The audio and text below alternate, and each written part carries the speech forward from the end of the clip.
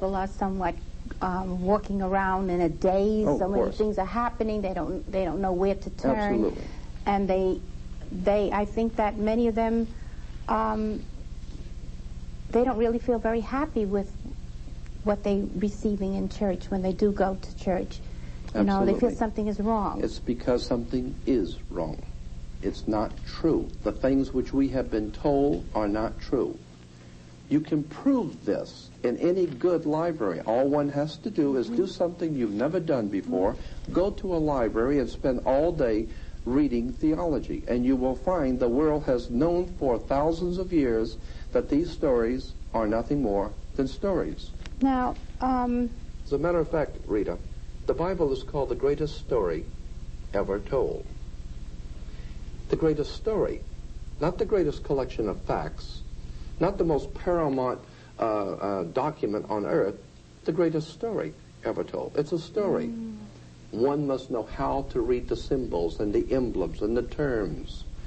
And that is why the symbols in the Bible symbols too? are in the Bible everywhere. I mean, did you know, for instance, that the book of Revelation was not written by Christians? The book of Revelation was around for at least 500 years before Christianity ever came into existence. The book of Revelation was already in circulation. No John ever wrote the book of Revelation. His name was Ion, I-O-N, from the Ionian Sea.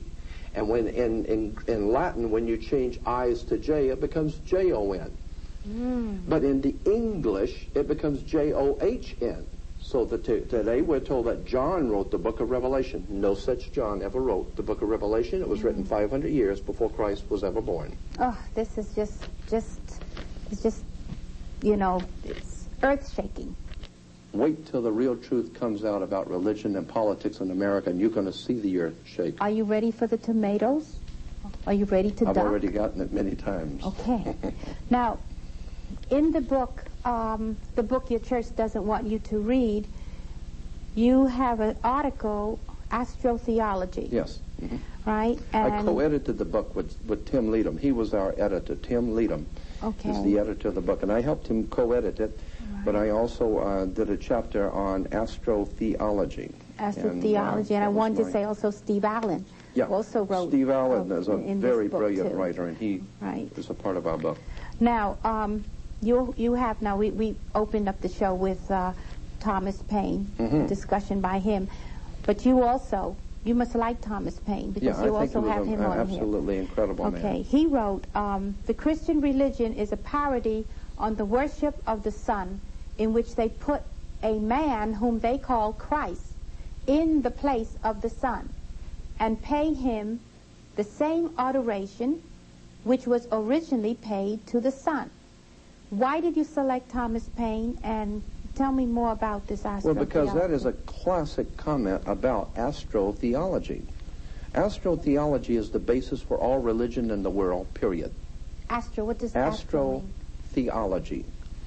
Theology is the worship of a religion, theology, and astro is the heavens, the worship of the heavens. From as far back in history as we can go, man has always worshipped the heavens. That's why we're even told in Western civilization that when you die, you'll go to heaven. And that, of course, the interesting point that Thomas Paine was making is the same one that I continue to make. That the whole concept of the sun, S-O-N, God's Son, goes directly back to the old concept of God's Son, S-U-N, being the risen Savior, because the Son is the risen Savior. It does rise. And, of course, God's Son, S-U-N, the Egyptians said had an evil brother. He was the Prince of Darkness. And he came out at night to rule the world. When God's Son died and went away, the world was in the hands of the Prince of Darkness. And his name was Set. And he came out at sunset. Okay? Today, even the Egyptians said that newborn son that came up every morning, his name was Horus.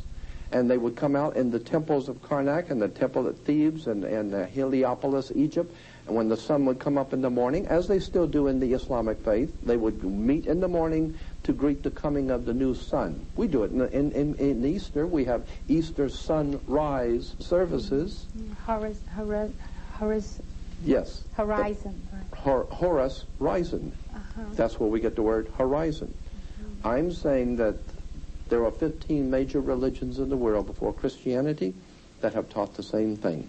It is a very ancient, old story. That's why the Bible's called the greatest story ever told. So now, and I'm not saying there's not good spirituality in the Bible. I am saying that it has been twisted and used by political powers for a political agenda to keep us ignorant, ill-informed, and unread, depending on the Lord to come back to help us, when in fact there is no Lord coming back to help us. Education, knowledge, and your own personal spirituality and investigation of what the story is really about. Do your homework. That's the only salvation we have left. Well, there's a few questions I wanted to ask you, but okay. What about there's no Adam and Eve? No, or the word Christ? no Christ? Adam comes from the word Adam. No, that's why the Hebrews do not take part in Christianity. The Jews do not accept Jesus as the Messiah, and many Christians jumping to conclusions say, well, the Jews don't accept Jesus. That's because they hated the Messiah. No, no such thing is true. The reason why Jews do not accept Christianity is really rather simple. They know the story. And they know it's just a story. It's the Gentiles that don't know this. What we need to do is wake up and find out that this is a story. What is the story telling us? Now, in our last discussion, you were saying that the government, which says about separation of church and state, but that is not true. I don't believe that. The government is very much involved with religion. Yes, yes. Actually, if you'll go back to the very beginnings of mankind, there's always been this coexistence between government and religion, between church and state. And of course, in all the ancient empires, the king also was the mediator between God and man. So he wasn't just the king of the state, he was also the mediator between his people and God. Up until the time of the French Revolution, that was always the case even in Europe with the papacy. Today, of course, we in America like to believe that we have a division between church and state, but it is my proposition and my idea that no such division exists, that the church as we know it today in Western civilization is in fact nothing more than a tool and a counterpart to government. It is like two hands, government and religion, both helping the one mind to do its work. And so that's what I am intending to do, is to enlighten people as to where government ideas, concepts, and belief systems have come from, and theology and religion, and where those ideas have come from, and show the connections behind the scenes of how we, because we're unread in the field, are being manipulated and exploited by government and religion.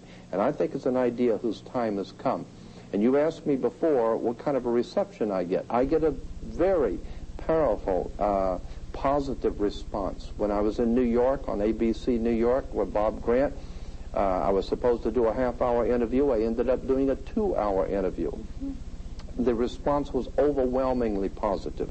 Many people in our country know instinctively that there's something going on in big government, big business, big money, and big religion. And everyone seems to know that, but no one has, as of yet, gone into and brought out all of the facts surrounding religion and government in our country and the monetary and the money connection. Okay, now, that's what I'm trying to do. Yes. Now, wouldn't you say that that allows, in other words, if people begin to see what you're saying, and I mean our government, the guidelines, it's based upon, the moral guidelines is based upon religion, right? Absolutely. Now, if you take away the religion, what will happen to the moral guidelines? Well, I'm won't not have trying. any. You see, now, I'm making the distinction here. I'm not talking about spirituality. I am a very highly spiritual person. I believe in a divine overshadowing in the universe. I You do believe